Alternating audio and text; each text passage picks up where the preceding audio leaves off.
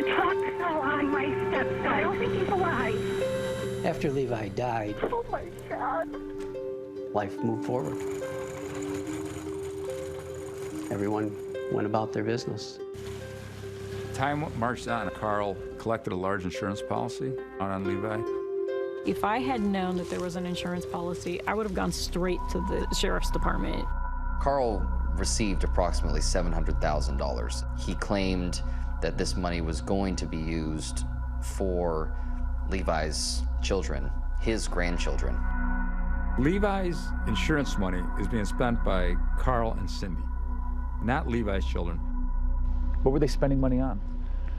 Well, it looks like a lot of money went to a duck business, a gourmet duck business. It was just another one of Karl's daydreaming ideas, get-rich-quick schemes. The idea was he was going to raise gourmet ducks to sell to restaurants. But what happened is Karl started right away ordering more and more ducks. We went from raising 10, 20 gourmet ducks to thousands. I mean, duck feed for thousands of ducks cost a lot of money.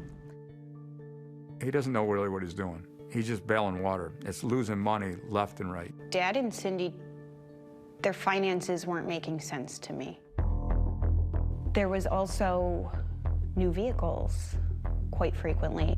They would constantly be going on vacations. I finally confronted her and I said, what is going on here? This doesn't make sense. But she just denied everything. Karl is the person responsible for spending the bulk of that money, and he kept Cindy in the dark. At this time, he's keeping me blind. He doesn't want me to know anything. Because he knows I questioned everything, he's just gonna do what he wants to do. That's just how it was with Karl. Cindy Karlsen told us that it was about 2 years after Levi's death that she actually started to grow suspicious of the man she was married to. There is not one thing that I just said, oh my God, he did it. It happened over time. I would have these panic attacks. I would be in my living room and say, oh my gosh, did he have something to do with Levi's death? Christina's family said he had something to do with her death. Was she convinced there was a killer in her own home? I think that she suspected it. Cindy Karlsen says that during this time, she was so terrified of her husband, she started sleeping with a knife under her bed. And finally, she just had to move out. At the end, when there was very little money left, and Karl kept spending and spending and spending, yes, I took some money because I needed to keep myself alive. I had nothing left, and I'm scared. She is concerned enough that she hires a private detective to look into it. It was self-preservation. She probably was concerned for her life when she realized that there was a policy on her. A private investigator started digging in and finding out I would be worth $1.2 million to Karl if I was dead. One night, I had called my cousin and told her my fears. I think Karl might have killed Levi. She said, why would Karl kill Levi? There's nothing for him to gain from that. And I said, yes, there was. He gained $700,000.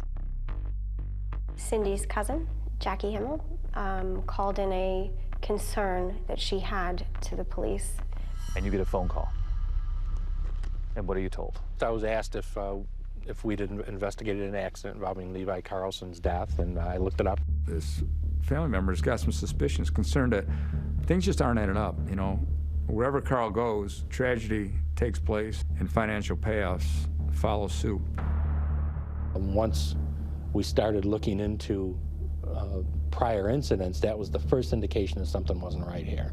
And so as investigators start to look into Karl Karlsen's past, you know, it doesn't take them long to see what is a frightening pattern that dates back decades.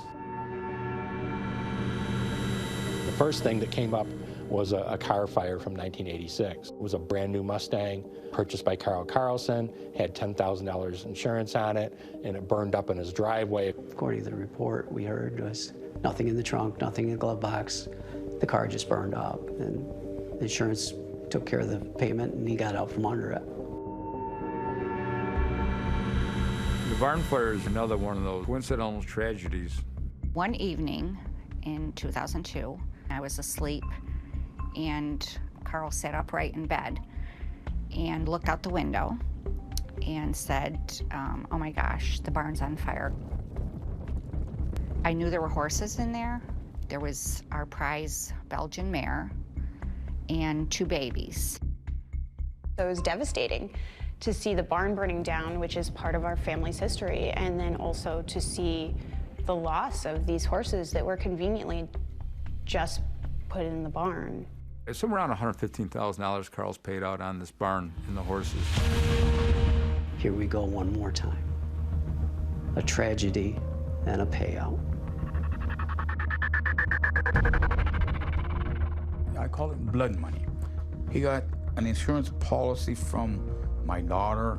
He got another insurance policy when he had a barn burned down with expensive horses in it. It seemed like every couple years something was burning, you know, so I mean, I feel like we kind of knew and just expected it. We choose to reach out to Cindy Karlsen to further the investigation. First thing she said was, "Thank God you called." When you asked her to help you out, she said yes, she agreed, and put a wire on.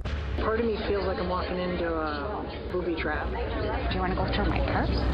I thought maybe I can get him to confess. That was my goal. If Karl did this, she wanted to get him. I'm terrified. I'm thinking, oh my gosh, my husband is a murderer.